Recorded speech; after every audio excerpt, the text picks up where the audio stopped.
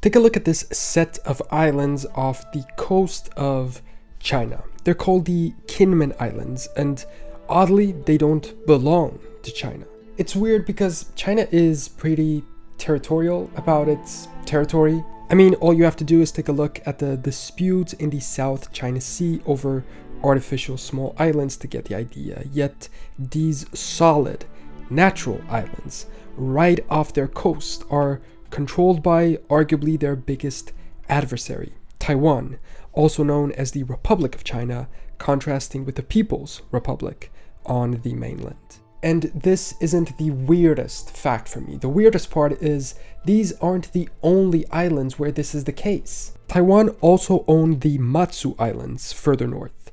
Both of these sets of islands are closer to mainland China than they are to the island of Taiwan. So in this video, I want to figure out why, because China is so adamant on taking over the whole of Taiwan. Not doing so because of the difficult military conflict that would trigger, yet they don't take these seemingly easy to take islands. Here is our plan for understanding this story. First, I'm going to learn what these islands are. What's their size? Where are they? How many people live there? What is their life like? And how Taiwan defends it. Then, understand the history of them. How did Taiwan come to own them in the first place? Third, try to grasp why mainland China lets this happen, and what were their attempts to take over the islands, why they failed, plus speculate what the future might hold for them.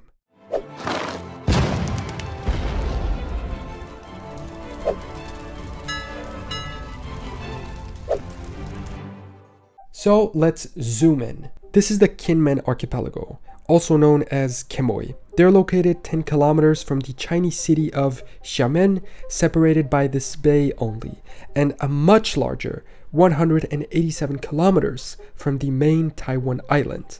In fact, since 2001, there has been a direct ferry service connecting the islands to Chinese Xiamen. This ferry is a part of the Three Links project, which is developed by the People's Republic of China. The goal of it is reunifying mainland China with Taiwan by establishing postal, transportation, and trade links between the two, and this Kinmen Ferry is a transportation link. There's a bunch of small islands that make it up, but this big one and this slightly smaller one are the main ones. Then there is, for instance, Wukyu, a set of two super small islands to the northeast where only about 700 people live. However, there's an important lighthouse there. You can look at this super cool Japanese Air Force map from 1943 and it marks that lighthouse, which I guess shows how important and relevant it is for navigation and flight in the area. The population of Kinmen is much larger. It reaches a whopping 127,000 people. They fly this flag. It's super cool in my opinion. A green field with their symbol in the center. The emblem shows the stylized local architecture. It has a swallowtail roof with the Chinese characters which represent Kinmen's name. There's also a bat shape, which is an auspicious symbol in Chinese tradition, meaning harmony and good fortune. The outer shape is a sort of lotus blossom shape, which is, I guess, typical in Chinese culture too. The local Taiwanese defense force consists of about 3,000 soldiers, which doesn't seem like much, but it's a pretty relevant number for the size of the islands. And the strategic location of the archipelago at the entrance of the Taiwan Strait makes it incredibly valuable. So much so that military presence on the island has been a constant over its recent history. Apparently they even have a lot of tourism with that military heritage. Fortifications, tunnels, bunkers, many dating back to the 1950s when the islands were heavily bombed by China's army in the second Taiwan Strait crisis. These were two moments that marked China's latest and maybe last attempts to take over the islands. They failed, and we're gonna learn why a little further ahead in the video. They also have a bunch of tourism due to their traditional Fujian architecture, plus they grow peanuts, sweet potato, and sorghum, a type of grain that they use to make the iconic Kinmen Kaoliang Liquor. Actually, the Taiwanese state owns the company that makes this drink.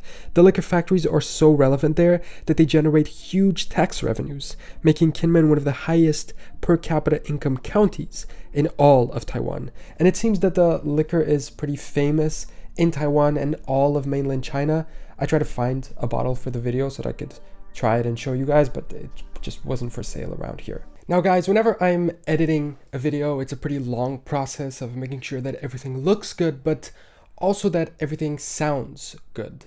I mean, how many of you just tab out when you're watching a YouTube video and are just hearing the sound? And lately, to make sure that the quality is up to what it should be, I've been using the earbuds from the sponsor of this video, Raycon. Namely their new essential open earbuds. I don't just wear them at home, but also whenever I'm outside. And because I've just started wearing them now in September, I feel like a kid going back to school with something new. Not in school anymore, so I guess we can't call it back to school, but we can call it back to cool because these earbuds are the coolest ever. They are lightweight, comfortable, and secure. They sit just outside the ear canal to provide clear sound while keeping you aware of your surroundings. They rival premium audio brands at half the price, and they're great for all-day wear and activity, coming backed by over 3 million happy customers, plus they offer a 30-day money-back guarantee, so there's really no risk if you want to try them out. Like I mentioned, they're open ear with a breathable design for comfort and awareness, plus a rotating multi-angular ear hook for a secure fit. They're ultra lightweight, they offer multi-point connection for easy device switching, and provide up to 36 hours of battery life, 8 hours on the buds plus 28 from the case. I use these all the time now, and I think if you try them out, you will too. So click the link in the description box or go to buyraycon.com/generalknowledgeopen to get 20% off site-wide. That's buyraycon.com/generalknowledgeopen. Thank you so much to them for sponsoring this video. And now let's get back to learning about Kinmen and all of the situation with Taiwan. But now we need to back up a bit because the long-term history of Kinmen is fascinating. So hear me out on how they became Taiwanese. Well, at the time, Taiwan wasn't really a thing in terms of national identity. Here's how they became Chinese. During the reign of Emperor Yuan in 317 AD, the Five Barbarians' invasion of China led 6 Chinese families to move to the islands and settle there. A while later, during the rule of the Tang Dynasty in the 600s, 700s, more people migrated there, and that's when the name of Kinmen was adopted. It means Golden Gate, maybe referring to its position at the entrance of Xiamen Bay. The other name of Quemoy that was sometimes used for it seems to have been a European adaptation. Portuguese explorers and traders wrote down the name according to the way the locals pronounced it, Quemoy. During the Ming Dynasty, more migrants settled there and the population kept growing. And then something incredible happened, which kind of mirrors our current reality in the region. In the 1600s, Taiwan and Penghu, at the time known as Formosa and Pescadores, again Portuguese names, were ruled by the Dutch, but the Chinese hated this, so Koxinga, a Ming Dynasty general, used Kinmen as a base to sail over and capture Taiwan and Penghu from the Europeans. To do this and to build his ships, he actually cut down most of the trees in the island. It led to a huge deforestation, and then it contributed to soil erosion. Anyway, it's one of the main reasons that the islands have very little arable land up to today. But anyway, the fascinating thing wasn't that. It was the fact that that same general and the Prince of Lu, a member of the southern Ming dynasty, resisted the invading Manchu Qing dynasty invasion of the mainland by escaping to Kinmen, the same way that Taiwan holds it today, regardless of the People's Republic taking over the mainland. The Ming held it at the time, regardless of the Qing's takeover of the rest of China. Perhaps in a foreboding way of what's happening in our future, the Qing ended up taking it in 1663. As the Qing dynasty fell and China became a republic in 1912, it remained under the control of the Republic of China. So here it is, kind of the first moment where the predecessor of the current regime of Taiwan took control over these islands. But then something happened again, and which, one more time, kind of mirrors our current China versus Taiwan rivalry, and maybe justifies Taiwan's ownership of it up to modern times. Because in 1937, the Empire of Japan captured Kinmen during the Second Sino-Japanese War. Interestingly, in the First Sino-Japanese War, they had conquered Taiwan and Penghu from China. The fact that they were ruled by Japan, along with Taiwan, sort of marks a direct connection between the two islands, stronger perhaps than the connection between Kinmen and the rest of the mainland. The purpose of the Japanese seizure of Kinmen was to use it as a position from which to attack that neighboring city of Xiamen, which they would seize in May of 1938. But the connection to Taiwan remained. Japan kept control over it until its defeat at the end of World War II in 1945.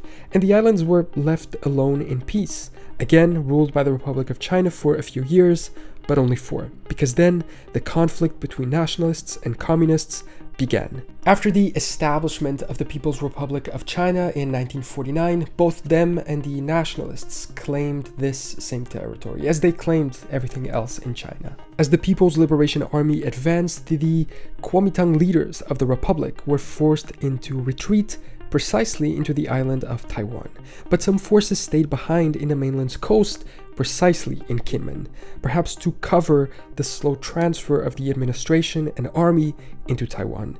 In October of 1949, communist forces landed on Kinmen, and so began the Battle of Guningtou. Despite their overwhelming victory on the mainland, here the PLA was outnumbered. 19,000 ground soldiers faced 40,000 nationalist forces, with support from their air force and navy, and interestingly, aided in leadership by a Japanese general, Hiroshi Nemoto. This is a pretty fascinating side story, so just give me a minute to dive into it quickly because I think you're going to find it interesting too. Hiroshi Nemoto was a Japanese lieutenant general during World War II. He commanded imperial forces in northern China, but after Japan's surrender in 1945, while many Japanese officers were repatriated to Japan, some stayed behind in China, and Hiroshi seems to have been one of them. In addition, he was deeply anti-communist. He believed that if China fell to communism, Japan could be next, and all of Asia would be at risk. So when the Chinese Civil War started, he, along with some other Japanese officers, offered their experience to the Republic of China leader, Chiang Kai-shek, who accepted due to their deep experience fighting in that same territory. And so he found himself in the command of many of these forces defending Kinmen from the advancing PLA. But anyway, let's get back to that main story. The nationalists won the battle. They were deeply fortified. This map of coastal mine placements by the 19th Army shows that. This other one shows troop deployments, with ROC forces in blue and PLA forces in red. We understand how the west coast of Kinmen was highly fortified to repel an invasion. Not only that, but those 19,000 communist soldiers didn't have the greatest conditions. Their ships were mostly commandeered fishing boats. I mean, look at this real picture from the invasion. They were basically wooden ships. In contrast, this was one of the ships used by the Republic of China Navy in their defense and counterattack. Here we see some of the over 5,000 PLA soldiers taken prisoner after the successful defense of the islands. This battle is seen as crucial in the story of both Kinmen locally, but also Taiwan as a nation, because it was a decisive turning point, or at least marking point, in the Civil War. The defeat of Chinese communist forces not only preserved Kinmen under ROC control, but it effectively held communist plans for an immediate invasion of Taiwan. The victory ensured the survival of the Republic of China and reshaped the strategic landscape of the Taiwan Strait. And this gives us another important answer to our initial questions. We understand why communist China didn't just take it when they took the rest of China in the Civil War. It's because they tried and failed. But this didn't mean permanent peace on the islands. As we know, China continues to claim Taiwan and all of its other small possessions, including Kinmen, which would likely be the starting point for a future invasion. The Golden Gate, not to Xiamen now, but to Taiwan. After the Civil War technically ended, China tried to take over the islands twice in the two Taiwan-Strait crises in 1954 and 1958. During these, the Chinese army bombed the islands pretty extensively, and the US even considered responding by using nuclear weapons against China. It's even considered by many as the first nuclear crisis of the Cold War. At the time, US Joint Chiefs of Staff recommended to President Eisenhower the use of whatever force was necessary to defend Taiwan and its lands from the Chinese, including atomic weapons. The phrase Kinmen and Matsu became a part of American political language in the 60s. In the presidential election during the debates, both candidates, Vice President Richard Nixon and Senator John F. Kennedy, pledged to use American forces if necessary to protect Taiwan from invasion by the PRC. Which gives us another confirmation to our initial questions, which is, why didn't the Chinese end up taking Kinmen even after the Civil War had ended? By that time, they definitely had enough power to do it, even if not enough to take over Taiwan entirely. And the answer seems to be here because of US interference and a guarantee that they would step in to defend Taiwan if Kinmen was taken. But it's actually interesting how this became a splitting argument in US politics at the time. In the presidential debate between Nixon and Kennedy, Nixon was strongly in favor of going to war in defense of Kinmen, while Kennedy wanted to defend Formosa only, and not go to war over what he considered strategically indefensible and not essential islands. Kennedy won the election, but China still never invaded, and this lasts until today. The other islands mentioned in the debate were the Matsu, an archipelago further north, which is also closer to mainland China than to Taiwan, but is held by the Taiwanese. They have a relevant population too, 12,000 people.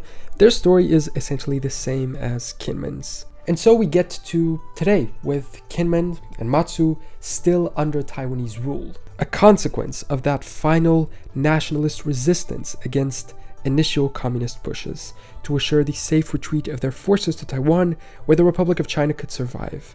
Its status quo is a remnant of that post-Chinese Civil War situation where the US was such heavy supporters of Taiwan, ready to go to war to defend it. This lasted until recently, at least. I mean, President Biden reinforced the commitment when he was in office, but it remains an open question if new administrations will be so eager to keep it. And even if they are for Taiwan itself, the island of Formosa, will they follow Kennedy's position and allow the Chinese to take Kinmen? I guess we'll have to wait and see what happens. If you liked this video, I did a similar one on Bornholm, which is a Danish island that's actually closer to Sweden, Germany, and Poland than it is to Denmark. So I think you will like that too if you want to watch it. Thank you so much to my patrons for their direct support, and I will see you next time for more general knowledge.